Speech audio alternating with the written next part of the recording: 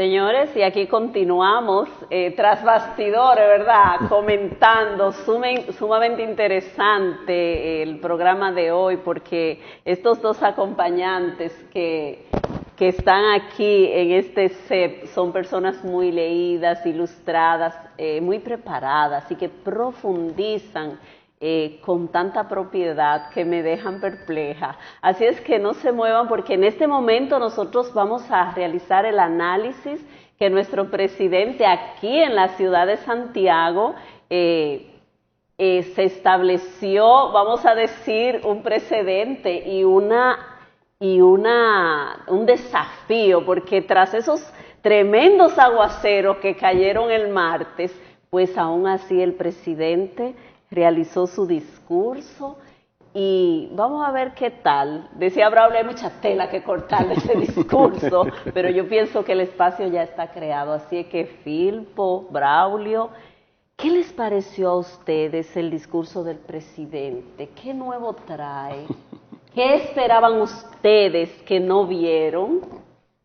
¿Y qué quizás esperaban escuchar los amigos que nos escuchan, que no estuvo presente? Yo quiero empezar, Marcia, diciendo por qué Santiago. ¿Por qué se eligió Santiago?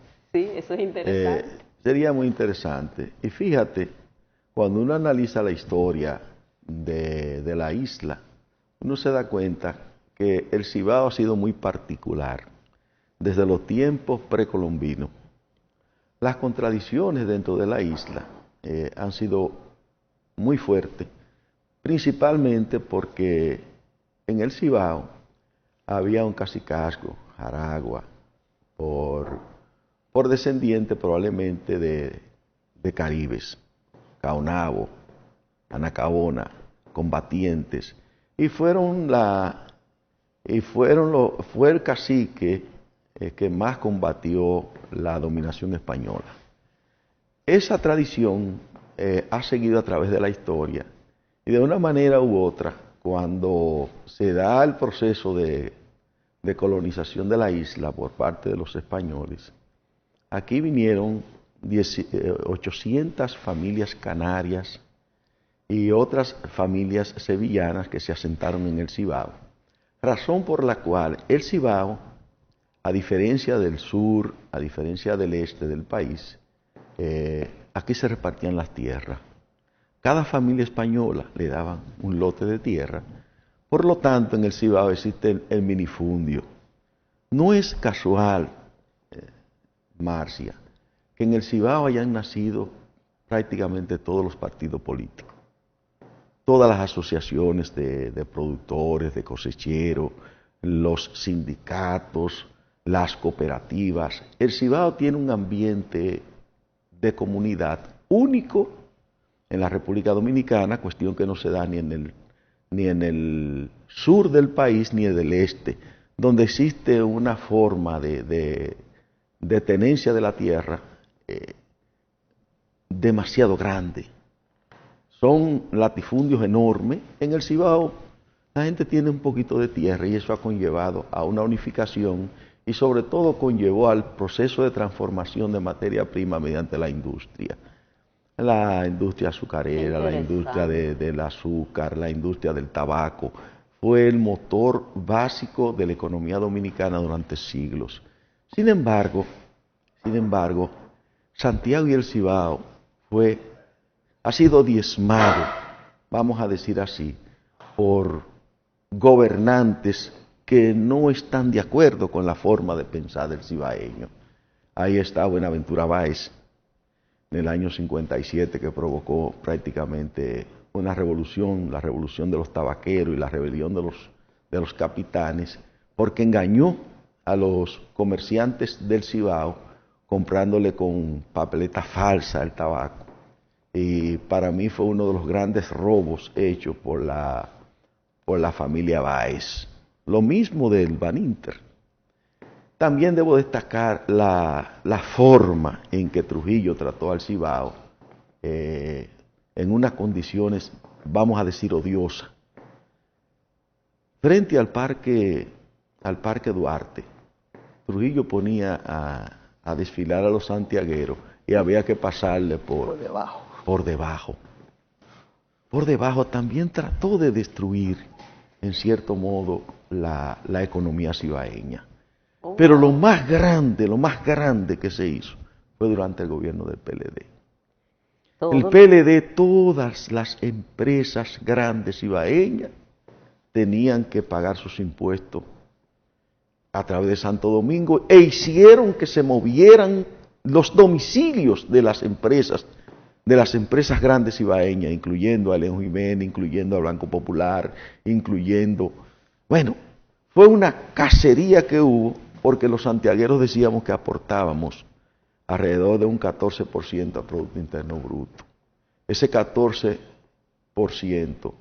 fue llevado al mínimo porque ya ciudades como San Cristóbal, como La Romana, como otras, según las estadísticas del Banco Central, aportan más que Santiago, porque todas nuestras grandes empresas, Firpo, tuvieron que cambiar de domicilio y otras fueron vendidas.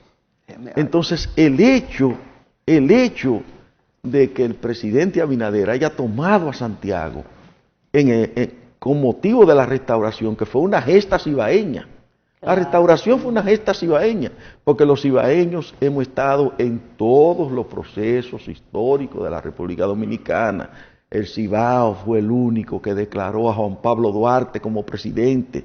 Aquí la Constitución de Moca ha sido la Constitución, una de las más avanzadas, liberales. El pensamiento liberal del Cibao es único en la República Dominicana, que contrasta mucho con el pensamiento que han tenido de otras partes del país. No quiero imponer el regionalismo, pero a mí en lo personal fue trascendente que el presidente Abinader haya tomado a Santiago para hacer su discurso del 16 de agosto. Eso es reconocimiento.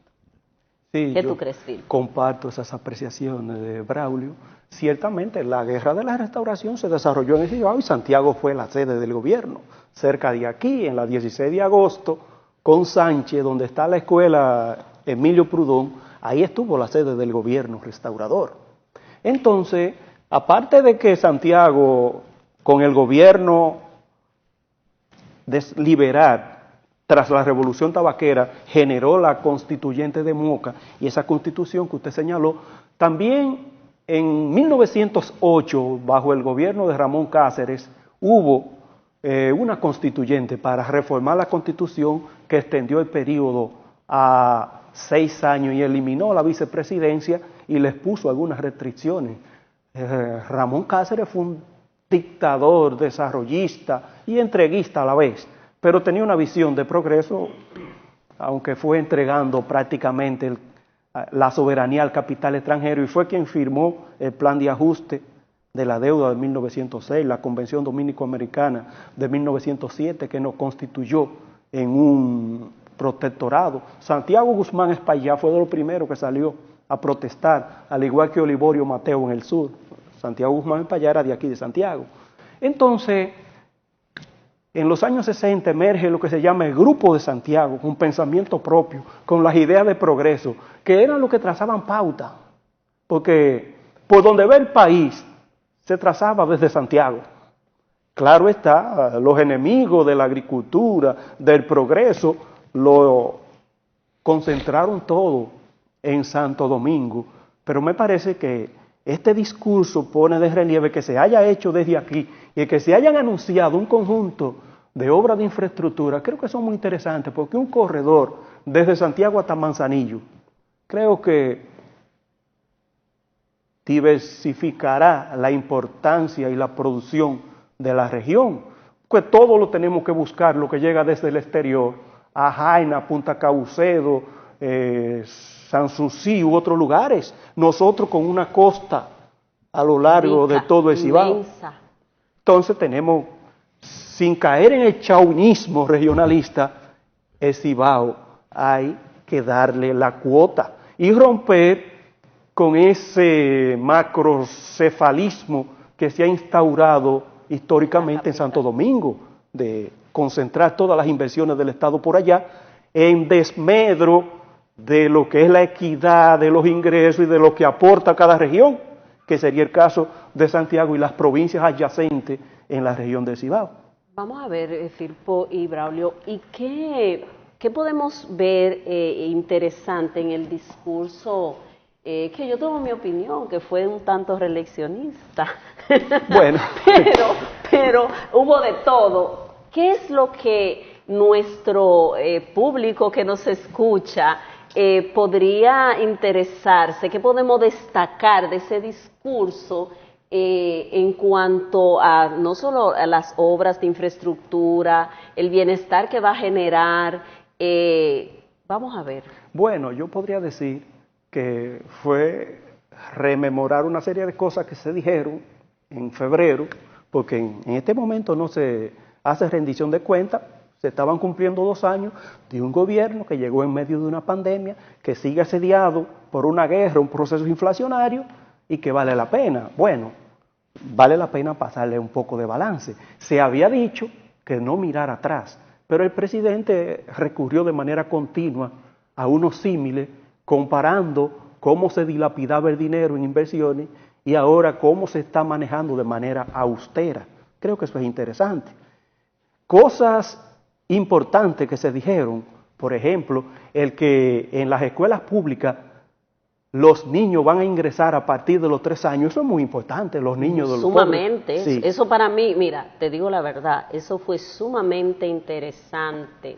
Estando en esta semana una actividad que se hizo justamente con un equipo de mujeres que llevan la vanguardia en la ciudad de Santiago, manifestaba una chica que se expresó y a mí me impactó sobre cómo las banqueras se llevaban sus niños, la necesidad de guardería, la necesidad de que las madres para poder trabajar tengan ese tipo de servicio para ella poder producir, porque muchas de ellas son madres solteras. Y cosas que yo no vi, por ejemplo, no se habló de que vamos a aprobar el Código Penal. No se tocó. Sí, no se habló de eso. Yo creo que eso es un compromiso que si el presidente no lo asume, eso no se va a aprobar. Si lo dejamos al libre albedrío de los diputados y los senadores. Lo mismo, no se abordó el tema de la seguridad social, aunque eso está en el CES, en el Consejo Económico y Social. Yo les puedo decir que de los temas que yo esperaba escuchar, el principal era el de la seguridad social. Vamos a ver, Braulio. Mira, en el contexto en que este presidente asume el poder, uno tiene que hacer irse un poquito al pasado. ¿Quién comenzó una forma de un gobierno en unas condiciones tan difíciles del siglo pasado para acá? Trujillo con San Zenón, sí. El 4 de agosto de 1930. Antonio Guzmán con David y Federico, 2 ciclones que pasaron por el centro de la isla. Y la peste porcina africana. Y la peste porcina africana. Y este presidente que comienza con un gobierno, con un país cerrado y el mundo entero cerrado, con un desabastecimiento, con la cadena de suministro destrozada, con un plan chino de cero COVID, donde cerraron los puertos más importantes del mundo y en una inflación nunca vista desde 2007, 2008. Entonces, en ese contexto internacional terrible que se agrava. ¿Que se agrava con qué? Con la guerra de Ucrania. Exacto. Ese otro factor, donde tanto Ucrania, Rusia y Canadá son los principales exportadores mundiales de fertilizantes, donde son los países que dominan la producción de trigo del mundo y en donde estos países de una manera u otra inciden en la economía mundial, porque antes las economías cerradas no eran eran abundantes, no como ahora, donde existe una interdependencia. Entonces, en ese contexto, yo entiendo que el discurso del presidente y los temas que trató también tienen que llamarnos la atención. A Leonel Fernández le vendieron la idea de que el sistema de zona franca había fracasado. Ahí hay casi 380.000 empleos, directos e indirectos, que provocan la zona franca. Ahí están las zonas francas que están pagando unos sueldos de 25.000 pesos, que está por encima del promedio. O sea, analizar la situación en su justa dimensión. ¿Qué hablar de la justicia, de la independencia? Pero la seguridad ciudadana tiene unos componentes que hay que analizarlo fríamente, Luciano y Marcia. Eso hay que analizarlo. El nivel de corrupción extraordinaria a que llevamos. Y eso merece como un análisis aparte. Yo pienso que ese análisis puede realizarse en un próximo programa, que desde ya está comprometido Braulio para estar aquí. Señores, vamos a la pausa y de inmediato continuamos con el análisis de las heridas que impiden que nosotros podamos tener relaciones saludables. Braulio y Luciano se quedan con nosotros porque ya ellos están comprometidos para ese gran análisis que trae a colación Braulio. Seguimos aquí, no se vayan.